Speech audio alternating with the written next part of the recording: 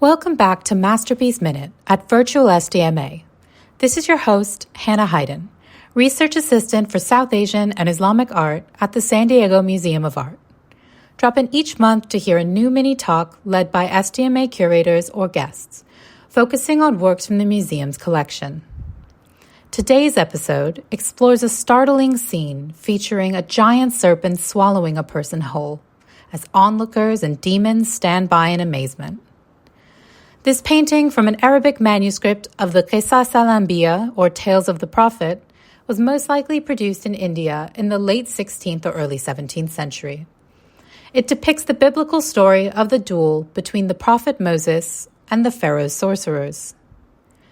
In the first centuries of Islam, several texts were written in Arabic under the title Qisas al-anbiya.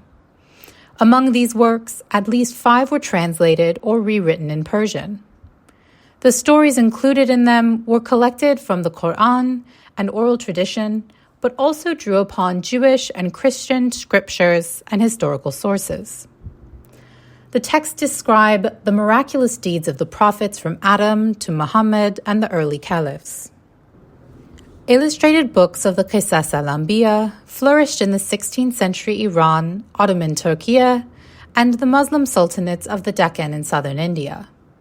By far, the most popular Qisas al-anbiya text for illustration was that of the 11th century Persian scholar Ahmad ibn Ibrahim Naisaburi, whose moralizing tone sought to encourage piety and provide ethical guidance to readers.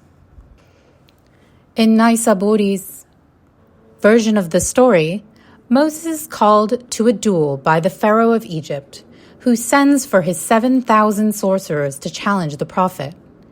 In our illustration, the Pharaoh is accompanied by an attendant and sits on his throne, raising his arms in amazement. To the right, we see Moses, with a figure standing beside him, likely his brother Aaron. A closer look reveals the prophet's body was painted over some time after the painting was completed, likely out of respect for his holy status. His fiery halo was later expanded to cover his face as well. By illustrating the miracles of God's prophets as recounted in Qisas al-anbiya manuscripts, paintings such as this sought to communicate the wondrous power of the divine. In both the Jewish and Islamic traditions, the moments in which Moses' serpent swallows the servants of Pharaoh demonstrates the greatness of God's power in comparison to that of the king, foreshadowing the ruler's ultimate demise. In the Persian epic tradition, the trope of kings or armies of rulers being swallowed by a dragon often represents the illegitimacy of a ruler, or worse, his incompetence or injustice. Stories and images of rulers who meet their end in the mouth of a serpent are not only described with contempt, but with ridicule. For instance, the Qisas al-anbiya describes Pharaoh's immense fear of Moses' serpent, stating that he, quote, was so terrified that he jumped off his throne, dropping excrement. Indeed, he had to rise 40 times that day on account of his bowels, end quote. Such remarks were not only intended to discredit the authority of the ruler, but to make a mockery of him. Returning to our illustration, we can see how the artist brought an equally amusing tone to the depiction of this story. The painting portrays the pharaoh's entourage as jinn, the Arabic word for demons, whose over-the-top gestures and exaggerated physical features often lend a comedic quality to Persian painting.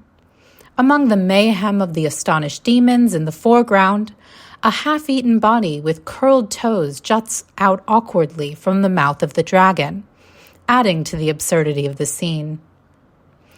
This painting showcases how artists engage the text they were illustrating in order to draw out emotional responses, eliciting awe, outrage, or even amusement to instill moral lessons to their readers. Thank you for listening. This has been Hannah on Masterpiece Minute at Virtual SDMA.